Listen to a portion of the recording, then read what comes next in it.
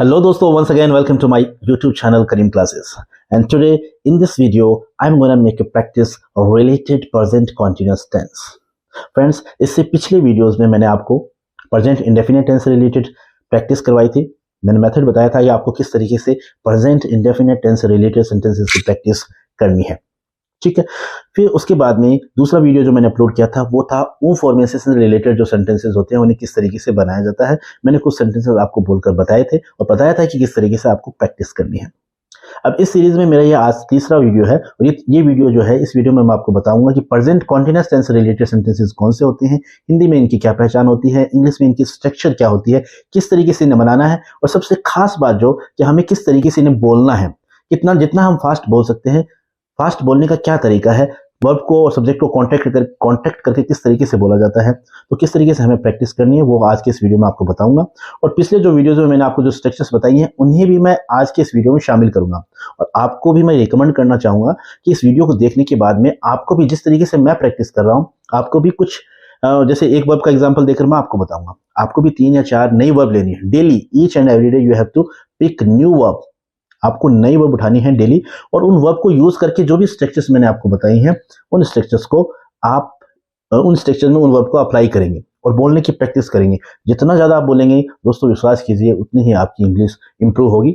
और इसके साथ साथ यानी कि जो हमारी सीरीज चल रही है इसमें मैं आपको स्ट्रक्चर्स बताऊंगा। इस डेली हम स्ट्रक्चर्स पर चर्चा करेंगे, नई स्ट्रक्चर्स मैं आपके लिए लेकर आऊंगा। यानी जितनी भी इंग्लिश में सेंटेंसेस स्ट्रक्चर्स होती है वो सभी स्ट्रक्चर्स 1 बाय 1 हम सीखेंगे और साथ साथ हम उनकी प्रैक्टिस भी करते चले जाएंगे। लेकिन एक खास बात और मैं बताना चाहूंगा आपको इसके साथ ही कि दोस्तों ये बात एकदम क्लियर है, क्रिस्टल क्लियर है कि अगर आप वाकई इंग्लिश बोलना चाहते हैं तो आपको बोलना पड़ेगा, क्योंकि स्पीकिंग कम्स बाय स्पीकिंग। बोलना जो है वो बोलने से आता है। जब तक बोलोगे नहीं तब तक आप आप स्ट्रक्चर याद कर लोगे, आपको सब कुछ आएगा, वोकैबुलरी आपकी स्ट्रॉन्ग होगी, लेकिन आप बोल नहीं पाओगे। जब आपको चांस मिलेगा बोलने का, whenever you get chance of speaking in front of other people, that time you get stuck। आप स्टक हो जाओगे। क्यों स्टक हो जाओगे? क्योंकि आपकी प्रैक्टिस नहीं है। इसलिए बोलने की प्रैक्टिस आपको जरूर करनी है। मैंने एक वीडियो में आपको बताया भी था कि जब भी आप चाहें, कहीं पर भी बाहर कहीं पर भी घूम रहे हैं, कुछ भी करें, whatever activities you are doing, whatever sentences you face during the day, you have to translate all the sentences into English। यानी each and every day आपके दिमाग ये होना चाहिए कि आज मुझे क्या मैंने नया वर्ड सीखा, मैंने क्या नया सेंटेंस सीखा। ये ललक आपके अंदर, ये जो जुनून है ना, ये भूख होनी चाहिए वर्ड्स की, सेंटेंसेस की। डेली अगर आप इस तरीके से करते हैं तो 2 या 3 महीने के अंदर आप इतने परफेक्ट हो जाएंगे कि आप अपने मैसेज को कन्वे कर पाएंगे इजीली किसी के भी सामने। और रही बात स्ट्रक्चर्स की, तो जितनी भी स्ट्रक्चर्स हैं लगभग 2 महीने में हम कवर कर लेंगे जितनी भी स्ट्रक्चर्स हैं। और जो मैं नए स्ट्रक्चर्स आपके लिए लेके आ रहा हूँ, जैसे अभी हम प्रेजेंट टेंस के बारे में कर रहे हैं, टेंस के बारे में हम बात कर रहे हैं, इसके बाद में models, positive sentences, passive, narration, जितनी भी स्ट्रक्चर्स हैं सब मैं आपके लिए लेकर आऊंगा और साथ साथ हम उनकी प्रैक्टिस भी करते चले जाएंगे ताकि हम इन्हें भूलें ना। बस आपको भी यही करना है। जो भी वीडियो आप देखें उस वीडियो को देखने के बाद में उसी तरीके से आपको प्रैक्टिस करनी है, आपको अपना 100% देना है। तो चलिए आज शुरू करते हैं, ये वीडियो शुरू करते हैं आज का प्रेजेंट कॉन्टिन्यूअस टेंस से रिलेटेड।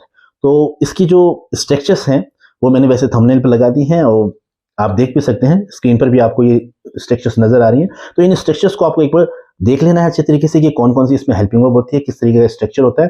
उसे देखने के बाद में आपको वर्ब उठानी है, नई वर्ब लेनी है हर डे आपको, ईच एंड एवरी डे, और उन वर्ब का यूज करके आपको सेंटेंस बनाने हैं। और जितने फास्ट बना सकते हैं आप उतने फास्ट बनाने हैं। मैं एक डेमो करके आपको बताता हूं, उस तरीके से ही आपको करना है। तो जैसे पहले मैं ओवरव्यू बता देता हूं कि प्रेजेंट कॉन्टिन्यूअस टेंस में क्या क्या होता है। मतलब हिंदी में इनकी पहचान होती है रहा है, रही है, रहे हैं, सिंपल। यानी जब भी कोई वाक्य ऐसा है जिसमें रहा है, रही है, रहे, कोई भी एक्शन की बात हो रही है और लास्ट में क्या रहा है, रही है, रहे हैं, तो वो सेंटेंस क्या है? प्रेजेंट कॉन्टिन्यूअस टेंस है। ये तो बात है हिंदी की, क्योंकि हम ट्रांसलेशन करके ही सीखेंगे। ये कड़वा सत्य है, कड़वा सच है। कोई कहता है कि आप इंग्लिश में सोचें, ये पॉसिबल नहीं है बेसिक लर्निंग के लिए, और खासतौर से जिसकी मदर टंग इंग्लिश हिंदी है उसके लिए तो बिल्कुल भी पॉसिबल नहीं है। हम ट्रांसलेशन हमें करना पड़ेगा और हम करते हैं। हर आदमी जिसने भी इंग्लिश सीखी है, खासतौर से जो हिंदी मीडियम का स्टूडेंट है या हिंदी मीडियम का कोई भी है, अगर उसने इंग्लिश सीखी है तो उसने स्टार्टिंग में ट्रांसलेशन जरूर किया है। तो वही हमें करना है। बस हमारी ट्रांसलेशन जो पावर जो है ना वो इतनी तेज हो जानी चाहिए कि सेंटेंस दिमाग में आते ही ऑटोमेटिकली हमारा जो ट्रांसलेशन है अपने आप हो जाए। तो प्रेजेंट कॉन्टिन्यूअस टेंस से रिलेटेड जो मैंने हिंदी में पहचान बता दी। अब इंग्लिश की बात करें तो इंग्लिश में इनमें देखो, सबसे पहले सब्जेक्ट जो स्ट्रक्चर है, सब्जेक्ट होता है और सब्जेक्ट के बाद में हेल्पिंग वर्ब आती है इज, एम, आर। जैसे कि प्रेजेंट इंडेफिनिट टेंस में हम हेल्पिंग वर्ब नहीं आती, उसमें वर्ब की फर्स्ट फॉर्म आती है, उसमें हम एस या एस लगाते हैं सब्जेक्ट के अकॉर्डिंग।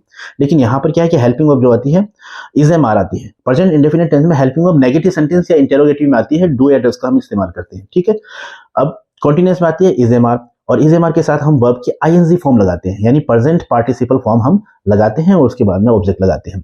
और उसके बाद में वही नेगेटिव है तो नोट लगा देंगे, इंटेरोगेटिव है तो इज एम आर जो हेल्पिंग वर्ब है उसे हम सब्जेक्ट से पहले ले आएंगे, और इंटेरोगेटिव नेगेटिव है तो उसे हम अमूमन जैसे अगर फॉर्मूला देखें तो फॉर्मूले के हिसाब से तो सबसे पहले हेल्पिंग वर्ब आती है, फिर सब्जेक्ट आता है, फिर नोट आता है, फिर वर्ब आती है, फिर ऑब्जेक्ट आता है। लेकिन बोलने में स्पोकन इंग्लिश में हम कॉन्ट्रैक्ट करके बोलते हैं, यानी हेल्पिंग वर्ब को और नोट को कॉन्ट्रैक्ट करके बोलते हैं, जिससे थोड़ा अट्रैक्टिव भी लगता है और फ्लुएंटली आप बोल पाते हैं किसी भी सेंटेंस को। तो उसी तरीके से हमें बोलना है, वो प्रैक्टिस हमें करनी है। किस तरीके से प्रैक्टिस करनी है वो मैं अभी आपको डेमो करके बताऊंगा। तो कुल मिला के ये जो स्ट्रक्चर्स हैं, इस स्ट्रक्चर्स स्क्रीन पर आप देख भी रहे हैं, यही स्ट्रक्चर्स हैं। इन स्ट्रक्चर्स को आप अच्छी तरीके से देख लें और फिर बाद में आपको वर्ब उठानी है नई और प्रैक्टिस करनी है। अब किस तरीके से प्रैक्टिस करनी है, जैसे मान लीजिए आज हम एक वर्ब ले लेते हैं टीच। अब टीच मतलब होता है पढ़ाना। टीच की सेकंड फॉर्म होती है टॉट और थर्ड फॉर्म भी होती है टॉट। तो एक वर्ब हमने सीख ली, हालांकि आपको आती होगी पहले से, लेकिन मैं ये कहूंगा आपको कि डेली नई वर्ब निकालें आप और नई वर्ब को इन स्ट्रक्चर्स में ढालने की कोशिश करें और बोलने की कोशिश करें। The more you speak the more you learn. जितना ज्यादा बोलोगे ना आप उतना सीखोगे। तो वर्ब ले लेते हैं टीच। अब जैसे इसका मैं कॉन्टिन्यूअस से भी बनाऊंगा, प्रेजेंट कॉन्टिन्यूअस टेंस से रिलेटेड सेंटेंस भी बनाऊंगा, इंडेफिनिट टेंस से रिलेटेड सेंटेंस भी बीच बीच में शामिल करूंगा ताकि आपकी प्रैक्टिस हो, आपका रिवीजन हो जाए। और वो फॉर्मेशन से रिलेटेड सेंटेंस है वो भी मैं इनमें बीच में शामिल करूंगा ताकि सभी चीज जो है मिलती जुलती आपके सामने आए और आपका रिवीजन भी हो और आपको भी इसी तरीके से करना है। तो देख लेते हैं, जैसे टीच है, जैसे मैं बोलूंगा मैं आपको पढ़ा रहा हूं, आई एम टीचिंग यू। क्या मैं आपको पढ़ा रहा हूं? Am I teaching you? मैं आपको नहीं पढ़ा रहा हूं, I am not teaching you. मैं आपको क्यों पढ़ा रहा हूं? मैं आपको क्यों पढ़ा रहा हूं? Why am I teaching you? वो आपको पढ़ा रही है, सी इज टीचिंग यू। क्या वो आपको पढ़ा रही है? Is she teaching you? वो आपको नहीं पढ़ा रही है, she is not teaching you. Ram बच्चों को पढ़ा रहा है, Ram is teaching the children. Ram is teaching the children. क्या राम बच्चों को पढ़ा रहा है? Is Ram teaching the children. कौन कौन बच्चों को पढ़ा रहा है? Who all are teaching the students. Students कह सकते हो, who all are teaching the students. मैं बच्चों को क्यों पढ़ा रहा हूं? Why am I teaching the students. यानी WH वर्ड्स जो है वो भी आपको शामिल करने यूज करने। हाँ, एक बात मैं और बताऊंगा आपको कि इंटेरोगेटिव सेंटेंसेस होते हैं ना, वो दो प्रकार के होते हैं। एक तो वो होते हैं जो हेल्पिंग वर्ब से स्टार्ट होते हैं और एक होते हैं जिनमें हम WH वर्ड भी जोड़ते हैं, यानी WH वर्ड भी हमें ऐड करना होता है। भैया हेल्पिंग वर्ब जो होते हैं, हेल्पिंग वर्ब से जो सेंटेंस स्टार्ट होते हैं ना, उनकी तो पहचान वो तो ऐसे सेंटेंस होते हैं जैसे मतलब जिनका जवाब आप यस नो में दे सकते हैं। जैसे मैंने कहा क्या मैं पढ़ा रहा हूं, तो मैं बोलूंगा एम आई टीचिंग यू। यानी क्या मैं आपको पढ़ा रहा हूं, तो मैं बोलूंगा एम आई टीचिंग यू। अब इसका जवाब आप यस नो में दे सकते हैं। तो यस नो में जिसका आंसर आप दे सकते हैं वो होते हैं हेल्पिंग वर्ब से शुरू होते हैं। वो क्वेश्चन किससे शुरू होते हैं? हेल्पिंग वर्ब से। अब इसी सेंटेंस को मैं ऐसे बोलता, जैसे मैंने अभी बोला क्या मैं आपको पढ़ा रहा हूं, अब मैं बोलता मैं आपको क्या पढ़ा रहा हूं। अब मैं आपको क्या पढ़ा रहा हूं, ये क्वेश्चन जो है ये भी क्वेश्चन है, रहा रही आ रहा है, तो ये तो बात क्लियर है कि प्रेजेंट कॉन्टिन्यूअस टेंस का सेंटेंस है और इंटेरोगेटिव है। अब कौन सा है, WH वर्ड से स्टार्ट होगा या हेल्पिंग वर्ब से स्टार्ट होगा? तो इसका देखो हम आंसर यस नो में नहीं दे सकते। मैंने कहा कि मैं आपको क्या पढ़ा रहा हूं, तो आपको बोलना पड़ेगा इंग्लिश, हिंदी, पंजाबी, उर्दू, व्हाटएवर, आपको कुछ ना कुछ बोलना होगा। तो जब आपको आंसर देना पड़े डिटेल के अंदर, तो वो सेंटेंसेस जो है वो WH वर्ड से शुरू होते हैं। जैसे मैंने बोला कि मैं आपको क्या पढ़ा रहा हूं, तो मैं बोलूंगा what am I teaching you. What am I teaching you. मैं आपको क्यों पढ़ा रहा हूं? Why am I teaching you, है ना, why am I teaching you. तो इस तरीके से WH वर्ड का यूज आप कर सकते हैं। तो वो सेंटेंसेस देख लें, जैसे इंडेफिनिट से रिलेटेड मान लेते हैं इसमें। जैसे मैं आपको पढ़ाता हूं, आई टीच यू। वो आपको पढ़ाती है, सी टीचेज यू।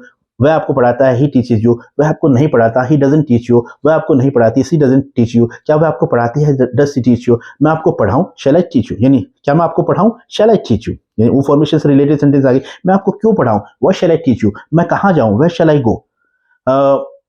मैं आपको क्यों पढ़ाता हूं, why do I teach you. मैं आपको क्यों पढ़ा रहा हूं, why am I teaching you. देखो, मैं आपको क्यों पढ़ाता हूं, why do I teach you. वह आपको क्यों पढ़ाता है, why does he teach you. वह आपको क्यों पढ़ा रहा है, why is he teaching you. वो आपको क्यों पढ़ाती है, why does he teach you. वो आपको क्यों पढ़ा रही है, why is she teaching you. मैं आपको क्यों नहीं पढ़ा रहा हूं, why am I not teaching you. बस आपको सेंटेंस बनानी है, यानी सेंटेंस का सेंस पे नहीं जाना कि ये सेंटेंस ही भी ऐसे सेंटेंस थोड़ी बनते हैं, लेकिन हमें प्रैक्टिस करनी है। यानी किसी भी तरीके सेंटेंस इस फॉर्मेट में आते हैं तो किस तरीके से आपको बनाना है। और सेंटेंसेस देख लीजिए, जैसे मैं आपको कैसे पढ़ाऊं, है ना, जैसे ऊ फॉर्मेशन आ गया, मैं आपको कैसे पढ़ाऊं, तो how shall I teach you. How shall I teach you. मैं आपको क्या पढ़ाऊं, what shall I teach you. किसे पढ़ाऊं, to whom shall I teach you. तो ये हूम फॉर्मेशन वाले सेंटेंसेस हो गए। तो कुल मिलाकर ये जो मैंने प्रेजेंट कॉन्टिन्यूअस टेंस की स्ट्रक्चर आपको बताई है, रहा रही रही ये पहचान होती है, एक्शन होता है। तो जो स्ट्रक्चर है, स्ट्रक्चर के अकॉर्डिंग आपको कोई 5 वर्ब लेनी है और आपको प्रेजेंट कॉन्टिन्यूअस टेंस से रिलेटेड सेंटेंस भी बनाने हैं, आपको इंडेफिनिट टेंस से रिलेटेड सेंटेंस भी बनाने हैं और आपको हूम फॉर्मेशन से रिलेटेड सेंटेंस भी बनाने हैं। घुमा फिरा कर, तोड़ मरोड़ कर, जैसे तैसे, जैसे भी WH वर्ड्स का भी आपको यूज करना है। तो इनका जितनी ज्यादा प्रैक्टिस करेंगे उतनी ज्यादा आपके अंदर फ्लुएंसी आएगी, आप बोल पाएंगे। तो ये था आज के इस वीडियो में, मैंने आपको एक तरीका बताया है, इस तरीके से आपको प्रैक्टिस करनी है और इसके अलावा कोई दूसरा तरीका है भी नहीं। अगर आप वाकई इंग्लिश बोलना चाहते हैं, आप चाहते हैं कि मैं एकदम नेटिव स्पीकर की तरह, यानी आपका एक जो सपना है, you have a dream of speaking English like a native speaker, एक नेटिव स्पीकर की तरह बोलने का जो सपना है आपका, तो तभी मैटेरियलाइज होगा ये जब आप खुद प्रैक्टिस करेंगे।